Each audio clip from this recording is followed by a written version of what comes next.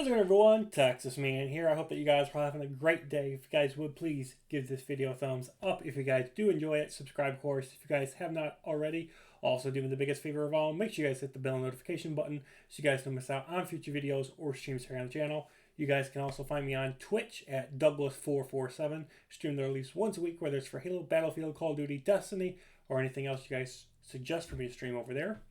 As always, if you guys have any movies, shows, or games you guys want me to cover here on the channel, please let me know in the comment section down below. We're going to be continuing and concluding our discussion and review of The Last Ship. This is going to be for The Last Ship Season 5. And what is interesting is that no matter how you get this 5th season, it never says the last season or final season. Even in my Blu-ray collection of all 5 seasons, it just says seasons 1, 2, 3, 4, 5. It never says season 5 as being the final season, which makes me wonder why season 5 was last. How season 5 ends clearly leaves the impression that a 6th season was planned for this show. And it feels like season 5 was the final season because of either something going on with the writers, something going on with the actors, maybe it was something to do with budgetary constraints.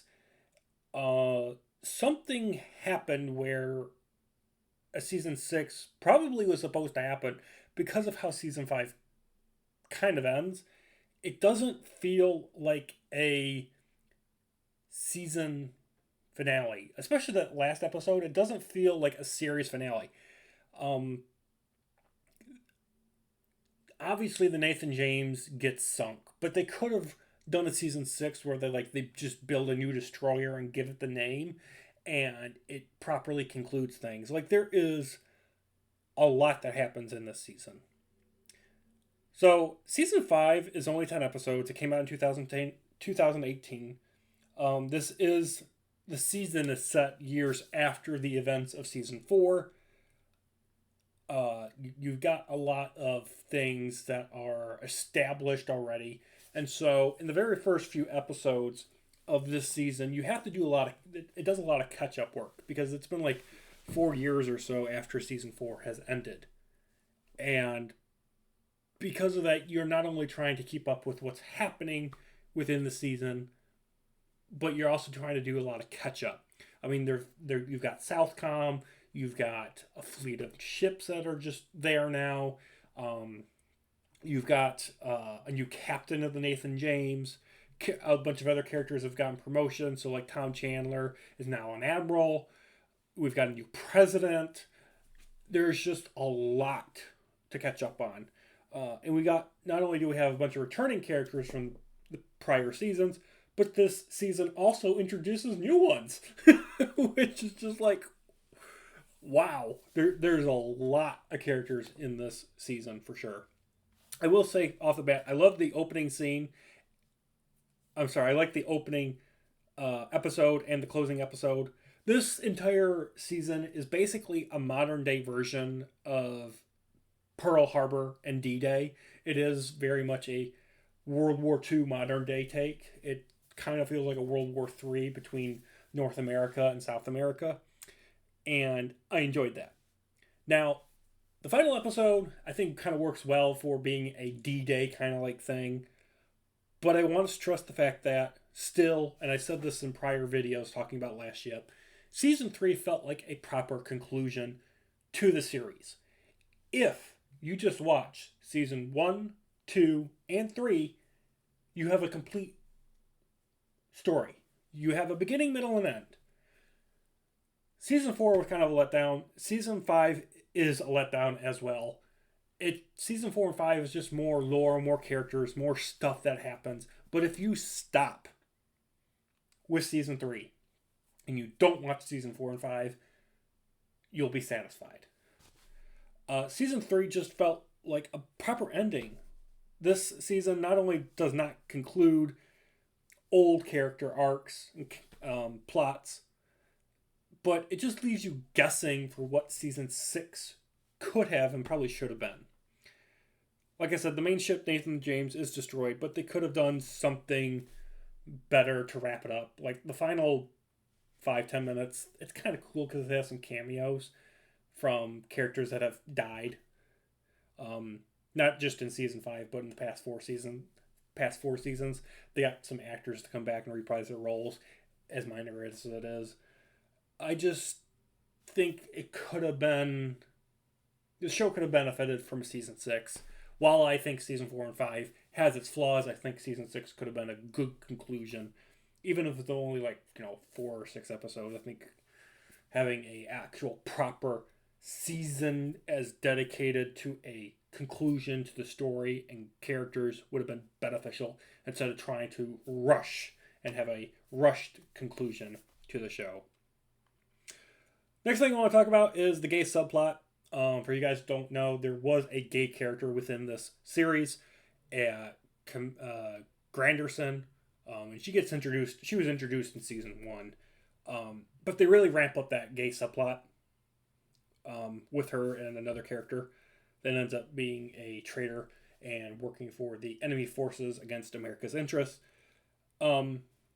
Completely unnecessary. Like, you could have used that plot line of 2 people falling in love and trying to infiltrate Southcom. It just felt like completely unnecessary, and its usage in the plots could have been handled completely different. It didn't, like, it is what it is, unfortunately. It didn't feel like it was properly executed, if that makes any sense. It's also odd that the season focuses on this World War III thing. Now, like I said, the World War III thing within this season is fine, but it focuses too much on the South Americans versus the North Americans for global superior military control. But there's no virus. There's no famine. At least with season 4, they had something as a threat that all humanity was trying to find a cure for. This season has nothing. Okay? There's no virus. There's no famine. It's just 2 nations going at it with guns and missiles and boats.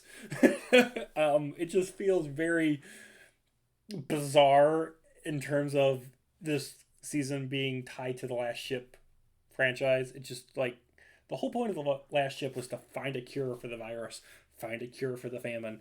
This season is just bullets are flying all over the place and characters may or may not die, and I'm just like, I'm not sure I much care. So that is also a problem. Next I want to talk about characters. A lot of characters, I don't want to do anything spoiler related, but a lot of characters do die in this season. And there are also a lot of characters that take some very devastating injuries.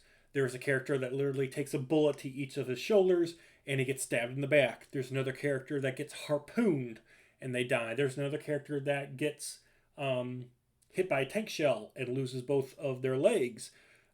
There's characters that just get killed at the beginning during the Pearl Harbor thing. There's like 3 main characters that get killed in that. The show, especially the finale, reminds not just Tom Chandler, but the audience that there is no safeguard to characters. That is one thing about the show I liked, is that every single character feels vulnerable, and every single character can be killed at a moment's notice. And we get to see that especially, and probably most importantly here in the final season. The reason being is that a lot of characters have to use smarts. They have to use their smarts in order to try to win and to survive. There's this EMP attack that happens against America, and it requires all of our characters to have to use smarts and intelligence to win battles and not have to rely on technology. And that also leads into high risk, high reward scenarios within the season. They bring in a new president. I hate him with a gut. I hate him with a passion.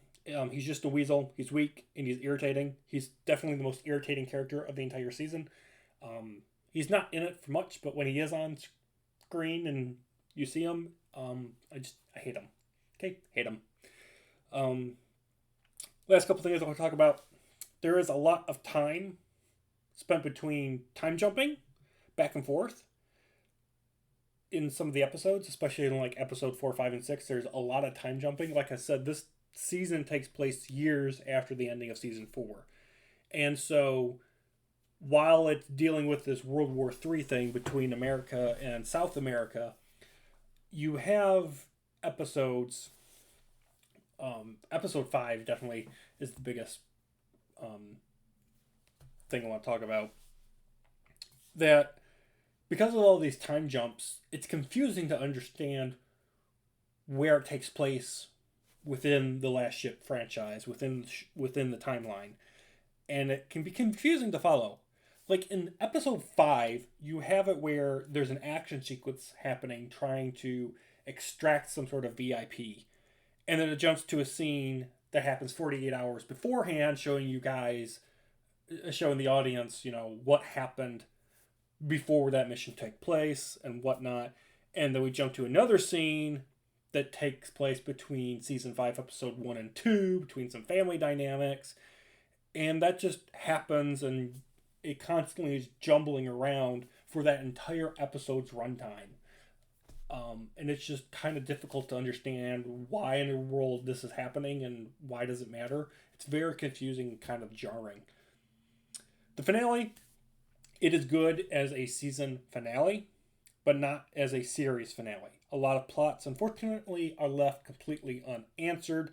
There's a lot of, okay, this person had this happen to them, now what? There's a lot that gets completely just left on the cutting room floor.